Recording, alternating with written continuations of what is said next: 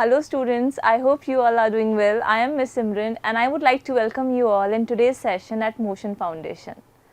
You must be wondering about the topic of today's session.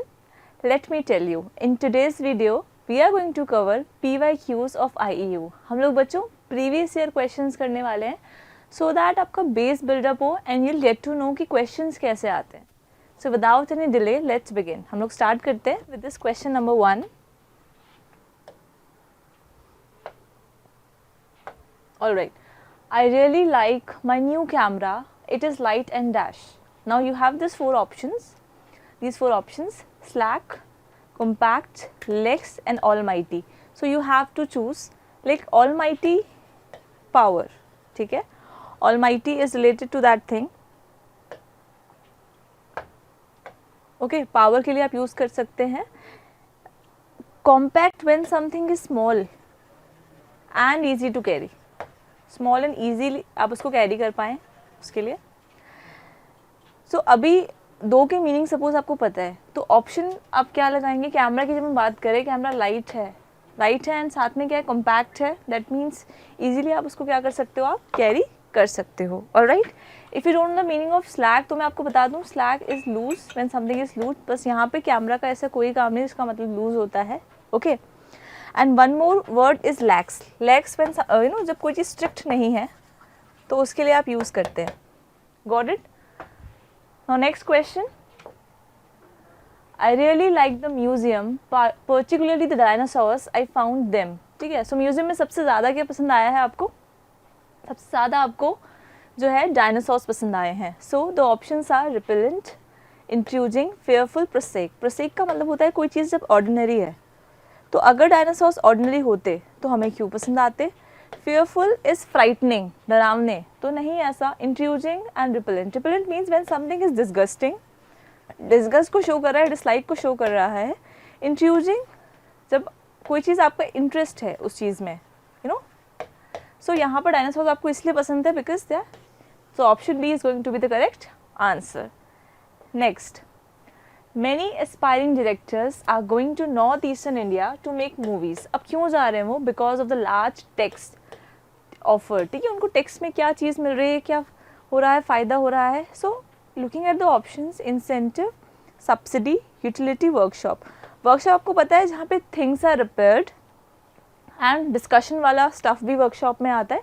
Utility is importance. ठीक है, किसी चीज़ की importance, किसी चीज़ की वैल्यू. सब्सिडी आपको पता है गवर्नमेंट प्रोवाइड करती है जब वो अपनी तरफ से उस चीज़ के लिए पे कर रही है और उसकी कॉस्ट रिड्यूस हो जाती है. इंसेंटिव यानी मतलब बेनिफिट, बेसिकली उसमें फ़ायदा. सो यहाँ पर the correct answer is going to be incentive. Alright, next question on the screen. Yes, the cat jump dash the fence and then manage to dash the bird. Alright, so the cat jump dash कहाँ पे jump किया होगा? On, down, upon, out, on. And then manage to what. So यहाँ पर answer हम बच्चों दो तरीके से फाइंड आउट कर सकते हैं. नंबर 1 मैं आपको बता देती हूँ कि टू अगर आपको सेंटेंस में मिल रहा है तो टू के साथ हमेशा वर्ब की फर्स्ट फॉर्म आती है, इन्फिनेटिव जिसको हम कहते हैं. सो डायरेक्टली आप सेकेंड ऑप्शन ऐसा देखिए जहाँ पर वर्ब की फर्स्ट फॉर्म दे रखी हो. Caught is second form, catching is second form, catch first form है बट साथ में SES एड ऑन हुआ है तो हमें SES नहीं चलेगा इसके साथ. It will not work. So हमारा जो आंसर होगा वो यही वाला होगा. पेन्स के लिए भी हम ऑन ही यूज़ करते हैं. Got it. So he is often found dash his glasses. It is hard for him to dash them when he is not wearing them. ठीक है, सो ऑप्शन आपको पता चल रहा है कि वो बेसिकली अपने ग्लासेस को क्या कर रहे होते हैं, ढूंढ रहा होता है. और it is hard for him. So he is often found, looks for, searching for, looking for, had searched for, found. अब I am confused. This is your state of mind in the exam. Olympiad में ऐसा होता है, आप इसमें confuse हो गए. So again यहाँ पर आप देख लें, यहाँ पर आपको 2 मिल गया हिंट. ठीक है, 2 के साथ वर्ब की फर्स्ट फॉर्म आती है और ग्लासेस को ढूंढने के लिए आप खुद सोचो सर्च वाली चीज़ ही यूज़ करोगे. आप लुक देखोगे क्यों ढूंढ रहे हो आप. ठीक है, सो अब यहाँ पर 2 के साथ फर्स्ट फॉर्म आनी है. अब फर्स्ट फॉर्म किस ऑप्शन में है? This option. This is your correct answer. Next question which we have on the screen is the child's handwriting is barely dash. Handwriting is very beautiful. Beautiful होनी चाहिए easy हो जाता है. सो बेयरली क्या थी, डिसाइफरेबल, क्लॉक्ड, लेजिस्लेटिव, इक्विवोकल. ठीक है. सो clogged equivocal का मतलब ambiguous, like not clear meaning, not clearly defined. कोई चीज़ जब क्लियरली डिफाइंड नहीं है, आपको केयर्स हो रहा है दो चीज़ों में. लेजिस्लेटिव लॉ से रिलेटेड है, क्लॉग ब्लॉक, टू ब्लॉक. ठीक है, ऐसे आप याद रख सकते हो. अब इनमें से नहीं होगा तो ऑटोमेटिकली ये वाला ऑप्शन आपका सही है, बट इसका मीनिंग आपको पता होना चाहिए, विच इज़ ईजिली अंडरस्टूड. ठीक है, जो चीज़ ईजिली अंडरस्टूड हो. Next question for you is, choose the correct word to complete each sentence. If you dash a farmer, then so dash. Okay, so if you are a farmer, then so must नहीं हो सकता.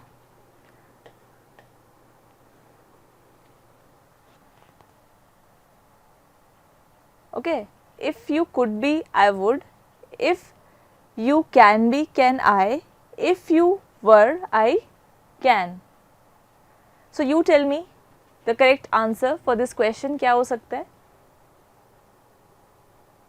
If you could be a farmer, then so I would. अगर तुम farmer थे, बनने थे, तो मैं भी बन सकता हूँ. If you can be a farmer, then so can I. If I were, ठीक है. So basically there will be chaos between these two options. यहाँ पर आपको chaos हो रहा होगा. ठीक है, लेकिन उसमें आपको एक चीज़ याद करना है कि इफ़ वाली बात आ गई, इफ़ के साथ हम सब्जेक्ट यूज़ कर रहे हैं, तो सब्जेक्ट के बाद या तो हम हैड लगा रहे हैं या फिर इमेजिनरी सिचुएशन है तो हम वर्ड लगा रहे हैं. तो दोनों में से कौन सा ऑप्शन है आपका V2 वाला, वही आपका आंसर होने वाला है. ठीक है, कैन का पास्ट फॉर्म है could. Got it. Next, dash, there was some danger involved, she swam across the river. Danger के बावजूद भी वो रिवर क्रॉस करके आई. So despite whether, moreover, although, despite यानी इसके बावजूद. So this is the correct answer. Next, there was a dash of fires that burned half the forest down last year. So because of that last year हमारा जो है forest था वो burned हो गया. So spate, flux, spot, routine. Routine you know आपका जो daily routine होता है. Spot is mark of something. Flux is flow, याद कर सकते हो आप, flux flow. Spate is large amount of something, large amount of something. Got it. So हमारा आंसर यही होगा, spate. Now let's read another question. आप लोग पढ़िए बेटा, फिर मुझे बताइए इसका आंसर क्या होगा.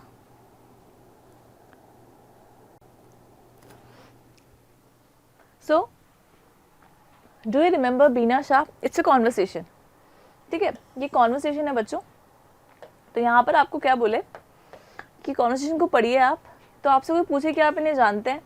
ओके, सो आपका आंसर क्या होगा? येस, डोंट नो, मतलब हाँ नहीं जानता, इस तरीके से no. Oh yes, I don't. ठीक है, so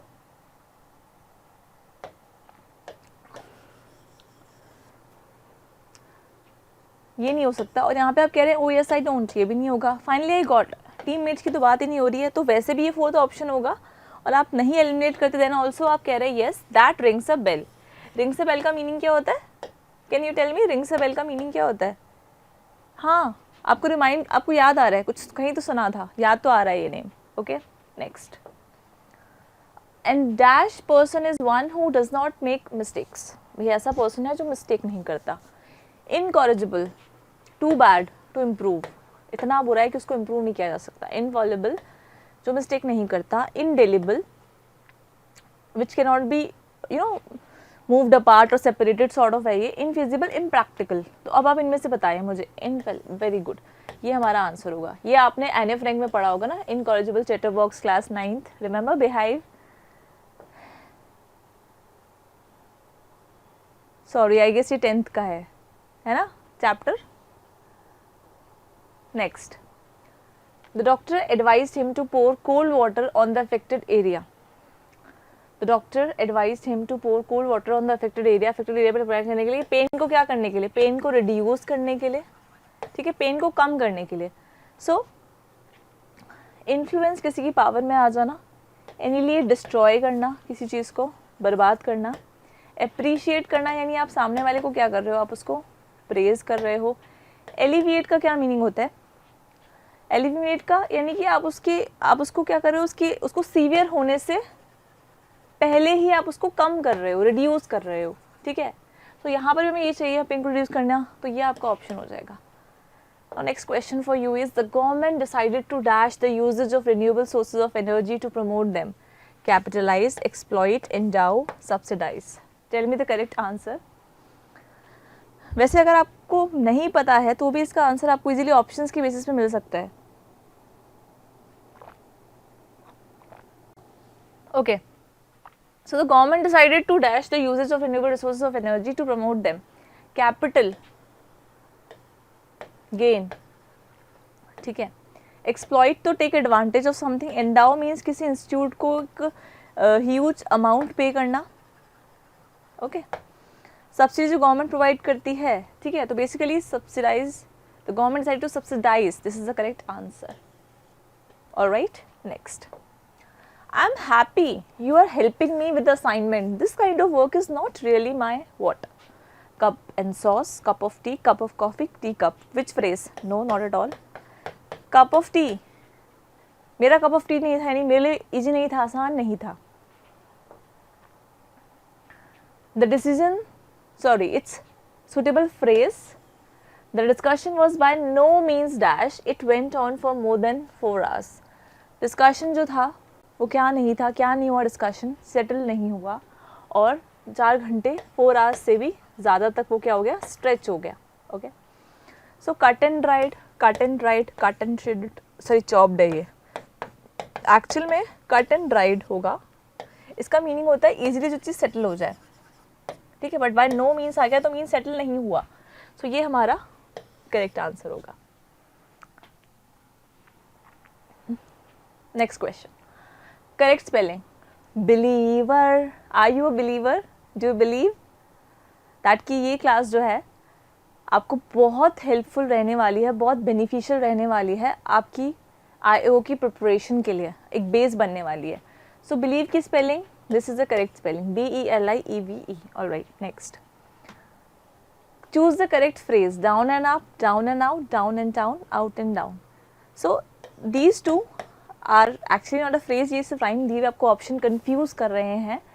down and up talks about directions, अगर ऐसे कोई बात करे तो हम, out and down is not properly placed, it's down and out.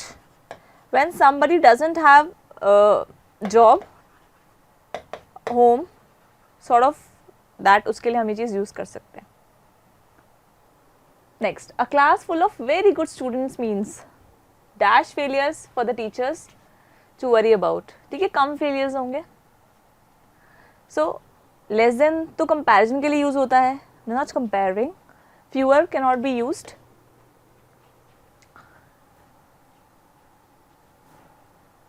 Less और lesser, now these are two things. Less जब कोई चीज़ कम है, व्हेन क्वांटिटी इज लेस, ठीक है, किसी की क्वांटिटी कम है तब आप कहते हैं। अब लेजर के साथ एक चीज़ आप क्या रख लेंगे, हमेशा नाउन से पहले इट इज प्लेस्ड, ठीक है। So lesser failures, got it. Next, fill in the blank using the correct word. Now you have to fill the correct word. He seems to know a lot about you, ठीक है। How long have you dash him?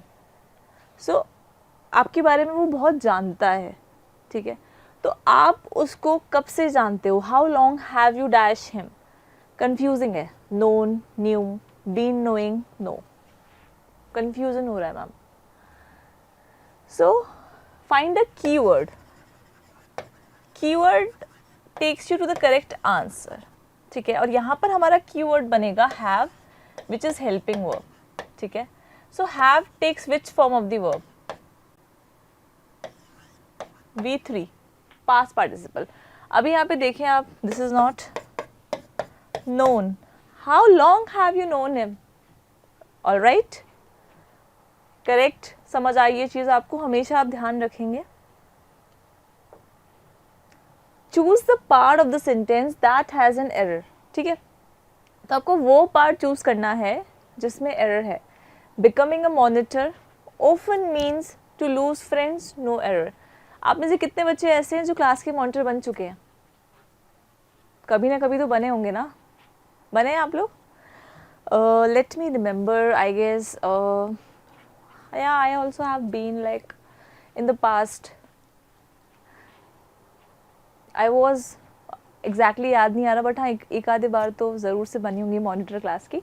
तो जब भी आप monitor बनते हैं तो आप अपने दोस्तों को खो देते हैं. क्या ऐसा होता है? Because what happens when teacher is not present in the class basically, so when you keep on talking, तो ऐसा होता है कि monitor has a responsibility to maintain the discipline in the class, decorum of the class. So he or she has to put an eye on each and every student. तो आपका name कई बार board पे आ जाएगा, कई बार teacher को complain जाएगी. तो if you are monitor's friend somehow, so और आप ऐसा कर रहे हैं, तो मॉनिटर तो ही इज़ लाइक कि जस्टिस करना है उसको, he can not be bias, like दोस्त है तो नाम नहीं लिया, ऐसा तो नहीं होगा. सो अब इसमें आप बताइए, ये एक पूरा सेंटेंस है, इसमें क्या एरर है? ठीक है, let me right it for you. Becoming, ये आपका है becoming a monitor often means to lose friends. क्या इसमें कोई एरर है अकॉर्डिंग टू यू? आपको क्या कोई एरर नज़र आ रहा है बिकमिंग अ मॉनिटर? ठीक है, जब आप मॉनिटर बनते हैं कोई एरर नहीं है. ओफन, ज़्यादातर देखते हैं फ्रीक्वेंटली. आप क्या मतलब मॉनिटर बनने का कि आप अपने दोस्त को खो देंगे. ठीक है, नहीं, दोस्त आपके वो रहेंगे बट फाइट्स विल इंक्रीज. सो और यहाँ पे कोई एरर नहीं है. तो अब क्या होता है, जल्दी से हमने सेंटेंस पढ़ा एंड लाइक सब कुछ सही है, everything is correct and will tick this कि मैम ये वाला ऑप्शन होगा, but this is not the correct option. This is not the correct option. क्यों ये ऑप्शन करेक्ट नहीं है? आपको लग रहा होगा सब कुछ सही है. मैम आपने भी बताया था हमें एक चीज़. ठीक है, क्या बताया था? आपने बताया था मैम कि टू के साथ आती है वर्ब की फर्स्ट फॉर्म. ठीक है बच्चों, क्या बताया कि मैम टू के साथ वर्ब की फर्स्ट फॉर्म आती है, इसी को इन्फिनेटिव बोलते हैं. आपने लास्ट साइड में पढ़ाया हमको. ठीक है, तो मैं कहती हूँ कोई दिक्कत नहीं, टू के साथ फर्स्ट फॉर्म आ रही है. ठीक है, लेकिन बच्चों लूज और लूज में कोई डिफरेंस होता है. जब स्पेलिंग इज LOOSE, इसका क्या मतलब है? When something is loose. ठीक है, यानी वो चीज़ क्या है, इट्स नॉट फिटिंग की नहीं है. आप बोलते हैं this is not up to my fitting, यानी बहुत ज़्यादा लूज है, ढीला है, तब आप ये लूज यूज़ कर सकते हो. But when it is about the separation और दैट, तो उसके लिए हम ये यूज़ करते हैं. So this was very minute से एरर था एंड कन्फ्यूज़ करने के लिए नो एरर भी दिया था. बट क्योंकि आप मेरी क्लास में आ गए हैं और आपने मेरा सेशन अटेंड किया है, तो ऐसी मिस्टेक आप अपने एग्जाम में नहीं करेंगे. I know that and I believe you because I am a believer and you are too. Next, Ravi, I think it is really exciting to go to new places. बहुत एक्साइटिंग होता है नई नई जगहों पे जाना, नई ट्रिप्स प्लान करना वेकेशंस में. So teacher, what dash keep in mind if you are going to a new place? क्या क्या चीज़ें आपको दिमाग में रखनी चाहिए अगर आप एक नई जगह पे जा रहे हैं? तो टीचर ने ये पूछा, तो अभी आपको क्वेश्चन का जो बेसिकली हेल्पिंग वर्ब और वर्ब का जो प्लेसमेंट है, helping verb, verb and main verb, उसको आपको थोड़ा सा सेट करना है. बेसिकली मेन वर्ब तो अभी देखते हैं. What do you have keep in mind? What do you have का क्या सेंस है? और चलिए मान लीजिए कि ऑप्शन में हैव की तुरंत बाद वर्ब की थर्ड फॉर्म आनी चाहिए, V3. हैव टेक्स V3, यहाँ पे नहीं आ रहा है, तो ये ऑप्शन तो वैसे ही हमारे चला गया. What should you keep in mind? हाँ, क्या आपको अपने दिमाग में रखना चाहिए? ऑप्शन सही लग रहा है, तो बाकी पढ़ लो एक बार. What have you do keep? No. What must know? तो हमारा answer what should you keep in mind, ये हमारा आंसर है, option number B, correct. Next, drive carefully it's Ram said to me. तो बच्चों ये इम्पेरेटिव सेंटेंस है. जब भी इम्पेरेटिव सेंटेंस को आप चेंज करेंगे, ठीक है, इनडायरेक्ट में, तो आप दैट यूज़ नहीं करेंगे. पहली चीज़ तो हम क्या यूज़ करेंगे? हम यूज़ करेंगे two plus first form of the verb. ये मुझे लग रहा है बहुत इंपॉर्टेंट है, क्योंकि हमारी क्लास में ये हम अब इसको 2-3 बार डिस्कस कर चुके हैं. तो मुझे लगता है कि इससे क्वेश्चंस बनते ही बनते हैं आपके, हमने देख भी लिए। और आपके स्कूल वाले एग्जाम में भी 9th और 10th में ऐसा होता है बच्चों, 9th के बच्चों अभी से बेस बनाएगा, अपना बनाए आप। तो जब एरर वाले करेक्शन आते हैं ना, तो उसमें भी ये करेक्शन होता है कई बार when you are writing an answer, तो आपको नहीं पता, आप कंफ्यूज हो रहे हो, but when you know this rule तो ईजी हो जाता है। Ram said to me, Ram said to me, अब यहाँ पे टू नहीं आया, सिर्फ ड्राइव आ गया, मी, ठीक है। सो यहाँ पर हमको ट्रू ड्राइव दिया हुआ है। Next, how do you spell the word that means friendly, friendly, okay. So the correct देख लें आप, इट्स एक्चुअली कॉन्जीनियल, ठीक है बच्चों। एक्चुअली में वर्ड क्या है आपका, कॉन्जीनियल। फ्रेंडली जिसका मीनिंग होता है, ठीक है, pleasant. And something is friendly and something is pleasant, got it. Next question for you is, how do you spell the word that means tedious, ठीक है, टीडियस क्या मतलब है इसका। और यहाँ पर देखिए आपको लग रहा होगा ना मैम ये कोई मूवी टाइप का नाम है, हमदम, हमड्रम, हमडम, हर ड्रम, आपको लग रहा होगा इस टाइप के कोई मूवी नाम है। मैम ये तो हिंदी वर्ड लग रहा है, हिंदी वर्ड लग रहा है, बट एक्चुअली में बच्चों हिंदी वर्ड है नहीं ये। तो सबसे पहले आपको टीडियस का मीनिंग पता होना चाहिए, फिर बाद में हम इस पे आते हैं। सो डायरेक्टली ये आप याद कर लो, like add this word in your dictionary, in your mind, save it. Tedious when something is, you know, boring sort of, और बहुत, you know, too long, बहुत लॉन्ग टाइम के लिए वो चीज़ है हो रही है, मोनोटोनस हो गया, बहुत बोरिंग हो गया है। सो एक्चुअली में जो आप वर्ड ध्यान रखेंगे, यू रिमेंबर दिस वर्ड हमड्रम, ये आपका आंसर है। Got it? Save this word immediately in your mind by speaking it 5 times. It's tedious, humdrum, tedious, humdrum, tedious, humdrum, tedious, humdrum. I guess 5 में 6 हो गया होगा, आप अपनी काउंटिंग प्रॉपर करना। नेक्स्ट, एंटोनियम, सिनोनिम्स करें हमने, अभी हम और करेंगे एंटोनियम। देखिए आप ज़रा, कांस्टेंट, कांस्टेंट होता है ना वो कुछ वैल्यू टाइप। सो कांस्टेंट है मीन्स दैट इज फिक्स्ड, कोई चीज़ फिक्स्ड है, ठीक है। It means something is constant means वो फिक्स्ड है, चेंज ही नहीं हो रहा है, डजंट चेंज, बदल ही नहीं रहा है, नहीं बदल रहा, क्या करें अब, टाइम टेबल वही है, चेंज नहीं हो रहा स्कूल का।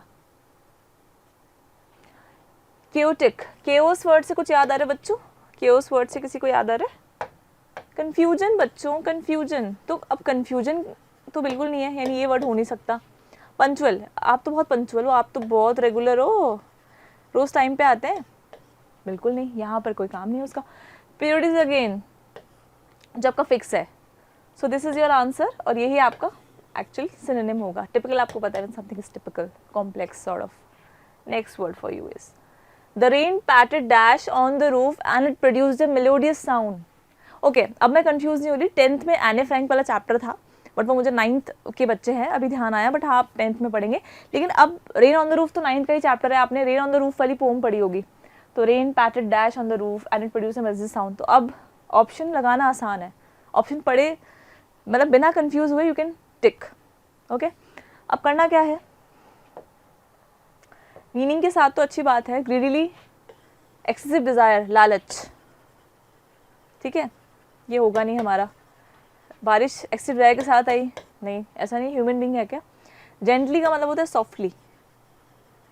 अब पोम पढ़िए तो तुरंत कह दो कि मैम जेंटली आंसर है इसका, this is the answer. But बाकी ऑप्शन में देख ले, ब्राइटली, बहुत ब्राइटली आई बारिश, ब्राइट मतलब बारिश ब्राइटली आई।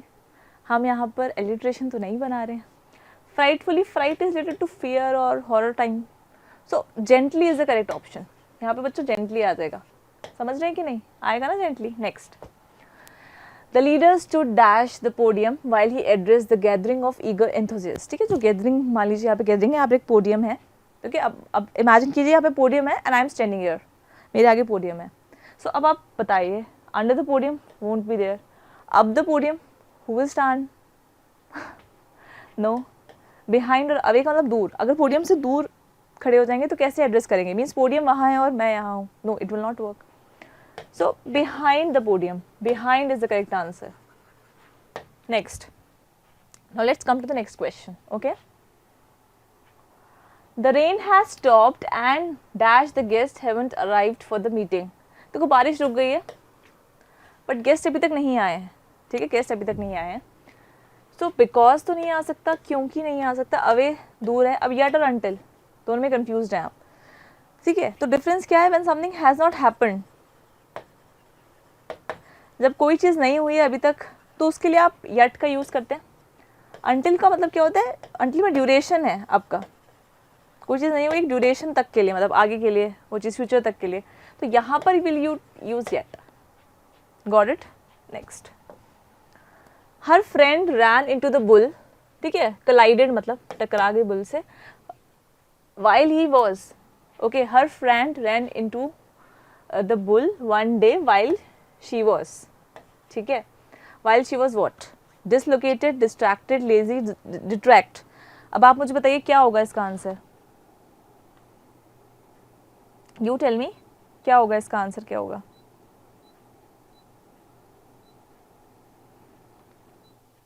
इसका आंसर क्या होगा बच्चों? देखिए जरा. डिसलोकेटेड अपनी पोजीशन से हट जाना, डिस्ट्रैक्टेड यानी डाइवर्ट हो जाना. तो ऐसा कब होगा? जब आप किसी कोलाइड हो जाते हो, टकरा जाते हो, तभी हो सकता है जब आप डाइवर्टेड है. यानी शी वॉज डिस्ट्रैक्टेड, डिस्ट्रैक्टेड थी वो. ठीक है, लेजीड, लेजी, आलस टाइप. डिट्रैक्ट यानी उससे दूर समवॉट, आप ऐसे समझ सकते हो. इनके सबको मीनिंग नहीं पता बट आपको आंसर मिल गया था सेकंड वाले, तो फिर ऑप्शन हमने. नेक्स्ट.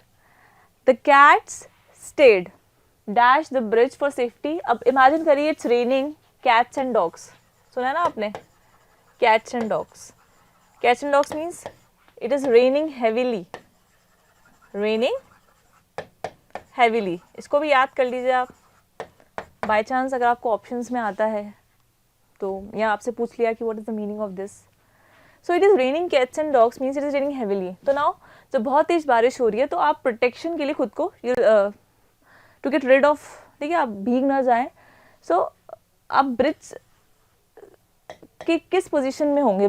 ठीक है, you will be upon the bridge, along the bridge, under the bridge, apart the bridge.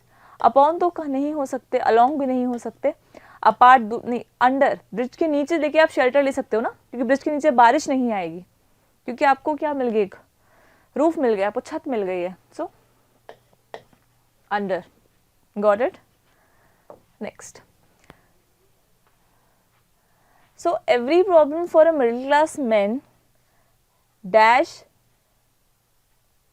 One thing lack of money. हर मिडिल क्लास की, मतलब ऐसा कह रहे हैं कि इकोनॉमिकली देखा जाए तो एक ही प्रॉब्लम है, या एक ही इशू है. क्या है वो? Lack of money. ठीक है, इन्फ्लेशन डिफ्लेशन हमने पढ़ा होगा, महंगाई बढ़ती जाती है. सो जो मिडिल क्लास लोगों के लिए कॉप अप करना मुश्किल होता है. सो यहाँ पर इसका करेक्ट ऑप्शन क्या होगा? Every problem for middle class man boiled up one thing, boils down to, boils upon. इसका ज़रा मुझे आप बताएंगे इसका आंसर क्या होगा, एक बार चेक करके. ओके, सो फ्रेज की अगर हम बात करें तो इसमें से आपका फ्रेज जो है वो बॉइल्स डाउन टू, यानी जो मेन रीज़न है आपका, या फिर जो कॉज है. ठीक है, रीज़न विल वर्क. सो जो मेन रीज़न है एक मिडिल क्लास, जो प्रॉब्लम है मिडिल क्लास मैन की, वो क्या है? Lack of money. बाकी rest will not come. So ये आपको याद हो गया कि बॉइल्स डाउन का मतलब है main reason in case it comes. Even after working for a long time, even after working for a long time, she was accused and arrested. क्यों? किस रीज़न के लिए उसको अरेस्ट किया गया? कंपनी के फंड्स को क्या करने के लिए? ठीक है, मतलब she did something wrong with the funds of the company. कुछ गलत किया होगा उसने. Embezzlement, embodiment, embellishment. एम्बेलिशमेंट हम शुरू करते हैं। एम्बेलिशमेंट का क्या मतलब होता है बच्चों? एम्बेलिशमेंट का जो मतलब होता है वो होता है डेकोरेशन, ठीक है। एम्बेलिशमेंट का मतलब होता है डेकोरेशन। एम्बॉडीमेंट यानी आप पर्सोनिफाई कर रहे हो किसी आइडिया को, पर्सन का फॉर्म दे रहे हो, बॉडी, ठीक है। एम्बेजलमेंट यानी पैसों के साथ गलत करना, तो किसी और के फंड्स के साथ उसने गलत किया था, तो यहाँ पर जो हमारा आंसर होगा एम्बेजलमेंट। और एक्स्ट्रा विगिंस यानी फिजूल खर्ची होता है, सो ये हमारा आंसर होगा यहाँ पर, ठीक है, embezzlement. Next, after the riots in the city, a dash of armed vehicles of the police force patrolled the city for many days, ठीक है। so patrolled का मतलब क्या होता है? मूव करना, मतलब, ठीक है, चेक करना, to keep an eye, basically check करना कि चीज़ें सेफ है कि नहीं है। क्या चेक करेंगे? कि सेफ है कि नहीं है चीज़ें, ठीक है। So convoy, cluster, caravan, cavalier, ठीक है। सो अभी यहाँ पर आप देखिए कि convoy is basically group of vehicles, ठीक है, और cluster is group of people, plants, animals भी आ जाएंगे इसमें।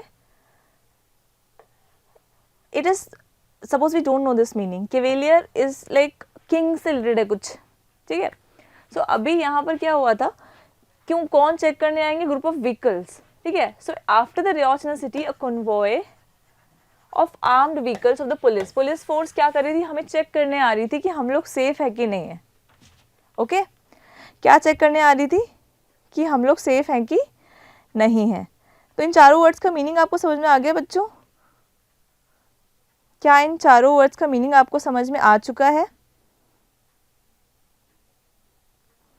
ठीक है, हाँ, ओके। बच्चे पूछ रहे हैं इसका, मेरा इसका मीनिंग होता है डिस्टर्बेंस, समझ सकते हो आप, कुछ परेशानी हो गई, ये कुछ प्रॉब्लम आ गई, कोई इशू हो सकता है, जैसे फॉर एग्जांपल जो चीज़ सेफ नहीं, कुछ डेंजरस हो सकता है। नेक्स्ट क्वेश्चन है हमारा, dash who possess a high level of composer and considered main of high moral standards, ठीक है। सो वो जो क्या करते हैं, उनके अंदर एक एक स्टैंडर्ड है, उनके अंदर एक क्वालिटी है, वो काम है, कंपोज्ड है। तो अगर ऑप्शन है हु पजेस, यानी वो पजेस करते हैं, ठीक है। सो अब इसका यूज आपको पता होगा बच्चों, this, that, these and those, this और दैट सिंगुलर, ठीक है, दीज और दोस प्लूरल, बट इसमें क्या है, this is for near, when something is near तो आप ये यूज करते हो, and when something is far तब आप ये यूज करते हो, ये आपको पता होना चाहिए। So dash who possess a high level of composure are considered men of high moral standards. So those, जो वो जिनके अंदर है ये चीज़, इस लेवल का कंपोजर है, उनको हम हाई स्टैंडर्ड, मॉरल स्टैंडर्ड वाला मानते हैं। Next question, probably this is going to be the last question of this session, but we'll meet soon. Take a break for dash. You guys have been working earnestly for this competition. I'm sure you'll kill it. Suppose you're having a competition, तो आपने बहुत मेहनत करी उस चीज़ के लिए। अब आपने क्योंकि बहुत मेहनत करी है, तो आपको कह रहे हैं कि बहुत प्रैक्टिस कर लिया आपने, और हम श्योर हैं कि आप इसको जीतने वाले हो। Kill it means you'll do your best. All right. So take a break for what? For yourselves, ourselves. Now this is reflexive pronoun, right? Reflexive. So reflexive और emphatic दोनों हम साथ में पढ़ते हैं, और यहाँ दोनों प्रोनाउन है। तो अब यहाँ पे देखिए, टेक अ ब्रेक फॉर किसके लिए? योरसेल्फ, नहीं, खुद के लिए, सिंगुलर है। तो आप मेरी बात सुनिए, ऑप्शन को कैसे हटाएंगे हम? खुद के लिए मीन्स योर आएगा, ठीक है। तो आवरसेल्फ तो आ नहीं सकता, ठीक है, और एस में आता, वो योर तो कभी हम यूज़ नहीं कर सकते उस सेंस में। सो आंसर क्या होगा हमारा? Yourself. So take a break for yourself, take a break for yourself. You guys have been working earnestly for this, यानी आपने बहुत मेहनत करी है इस चीज़ के लिए, तो आपको ब्रेक लेने की क्या है? रिक्वायरमेंट है। सो आई होप कि आपको सारे क्वेश्चंस अच्छे से क्लियर हुए हैं। क्योंकि हमने एक एक ऑप्शन को थोरली रीड करा है, उसको मीनिंग को समझा है। ये सारे वर्ड्स जैसे ही आप अपनी डिक्शनरी में ऐड करेंगे, okay, then you will find कि आपके पास बहुत कलेक्शन हो चुका है। एंड जब आप अपने फाइनल एग्ज़ाम के लिए जाएंगे तो एक बेस आपका बिल्ड हो जाएगा इस चीज़ के लिए। So will meet in the next session. Thank you so much.